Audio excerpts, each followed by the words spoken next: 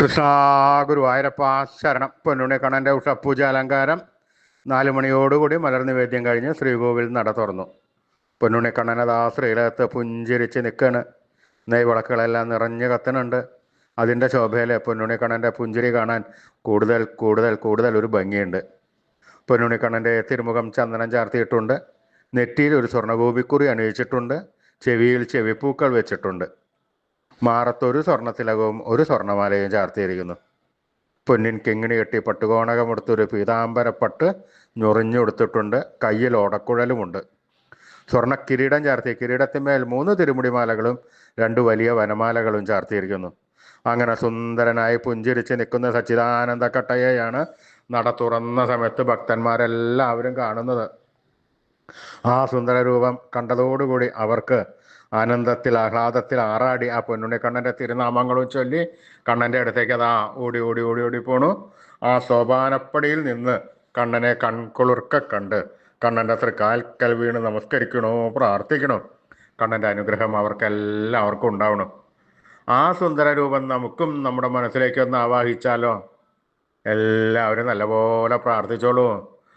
പൊന്നിൻ കിങ്ങിണി കെട്ടി പട്ടുകോണകമെടുത്ത് പീതാംബരപ്പട്ട് ഞൊറിഞ്ഞുകൊടുത്ത് കയ്യിൽ ഓടക്കുഴലും പിടിച്ച് സർവാഭരണ വിഭൂഷിതനായി നിൽക്കണ പുഞ്ചിരിക്കുന്ന സച്ചിദാനന്ദ കട്ടയെ എല്ലാവരും മനസ്സിൽ വിചാരിക്കുക.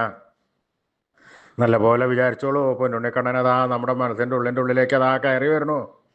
ആ പൊന്നുണ്ണിക്കണ്ണൻ അവിടെ എത്തിക്കഴിഞ്ഞാൽ 2 കൈകളെ കൊണ്ടും കൂട്ടിപ്പിടിച്ച് അവിടെ നിർത്തി അവിടെ പ്രതിഷ്ഠിച്ച് ആ കണ്ണനുമായി കുറച്ചു നേരം സംവദിച്ച് ആ കണ്ണനെ ഒന്ന് കൊഞ്ചിച്ച് ലാളിച്ചൊരു മുത്തം കൊടുത്ത് ആ കണ്ണൻ്റെ തൃക്കാൽക്കൽ വീണ് നമസ്കരിക്കാം, പ്രാർത്ഥിക്കാം.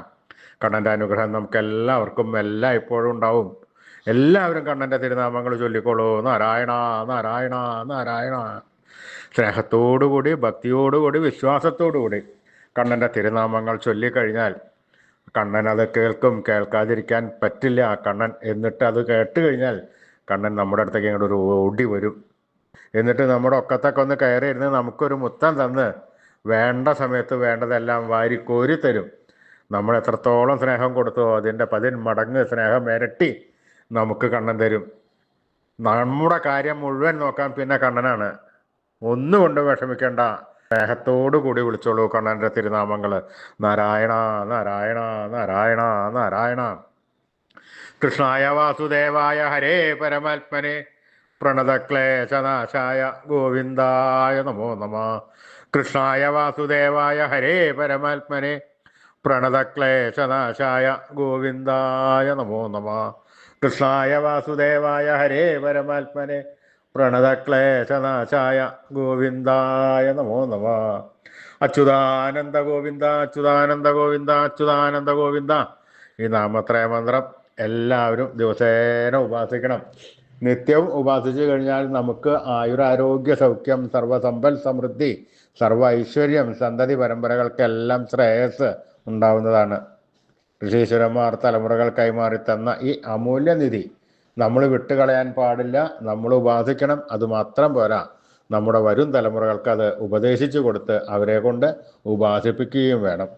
ഈ കലികാലത്ത് ജപിക്കാൻ പറ്റിയ ഉത്തമമായ മന്ത്രം കൂടിയാണിത്. അതുകൊണ്ട് എല്ലാവരും ഇന്ന് തന്നെ തുടങ്ങിക്കോളൂ. ഇപ്പം തന്നെ തുടങ്ങിക്കോളൂ. ഒരു ഉപേക്ഷയും വിചാരിക്കേണ്ട. നാമത്രയ മന്ത്രം ചെല്ലാൻ. അച്യുതാനന്ദ ഗോവിന്ദ അച്യുതാനന്ദ ഗോവിന്ദ അച്യുതാനന്ദ ഗോവിന്ദ അച്യുതാനന്ദ ഗോവിന്ദ.